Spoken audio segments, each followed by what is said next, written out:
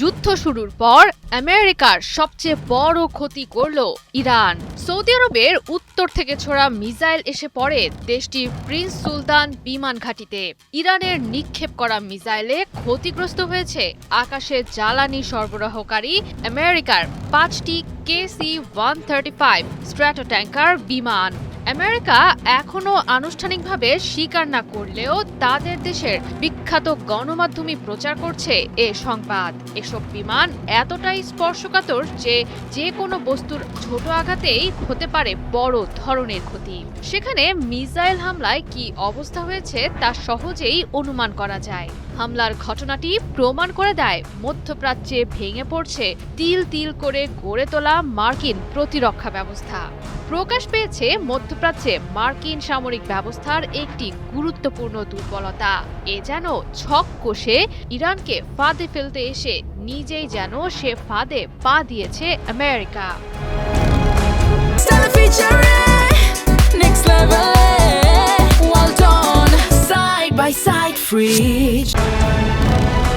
দুজন মার্কিন কর্মকর্তার বরাতে প্রকাশিত প্রতিবেদনে বলা হয়, ব্যালিস্টিক ক্ষেপণাস্ত্র হামলার সময় বিমানগুলো টারমার্কে রাখা ছিল।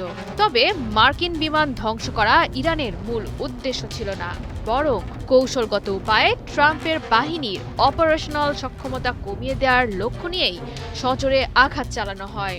এই কারণে জ্বালানি সরবরাহকারী ট্যাঙ্কারগুলো লক্ষ্য করে চালানো হয় হামলা।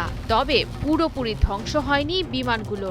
কোনো মার্কিন সেনার প্রাণহানির খবরও পাওয়া যায়নি। তবে একই সময়ে একাধিক বিমান অচল হয়ে যাওয়ায় কৌশলগতভাবে নেতিবাচক প্রভাব পড়েছে যুক্তরাষ্ট্রের দীর্ঘ পাল্লার বিমান হামলা চালানোর সক্ষমতার ওপর।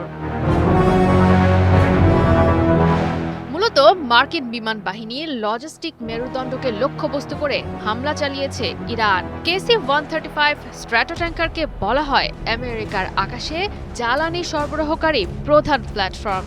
এ বিমানগুলো যুদ্ধ বিমান, বোমারু বিমান, নজরদারি বিমান এবং পরিবহন বিমানে আকাশপথে জ্বালানি সরবরাহের কাজে ব্যবহৃত হয়।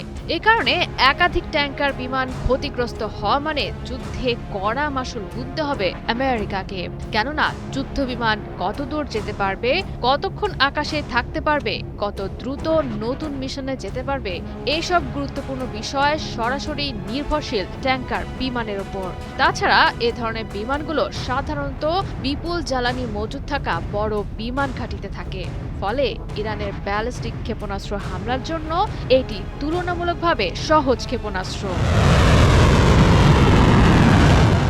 ইরানকে কেন্দ্র করে মধ্যপ্রাচ্যের সংকট যত গভীর হচ্ছে ততই প্রকাশ পাচ্ছে আমেরিকার দুর্বলতা। গেল কয়েকদিনে অন্তত 7টি KC-135 জ্বালানি ট্যাঙ্কার বিমান ক্ষতিগ্রস্ত বা হারানোর ঘটনা ঘটেছে বলে প্রতিবেদনে উল্লেখ করা হয়।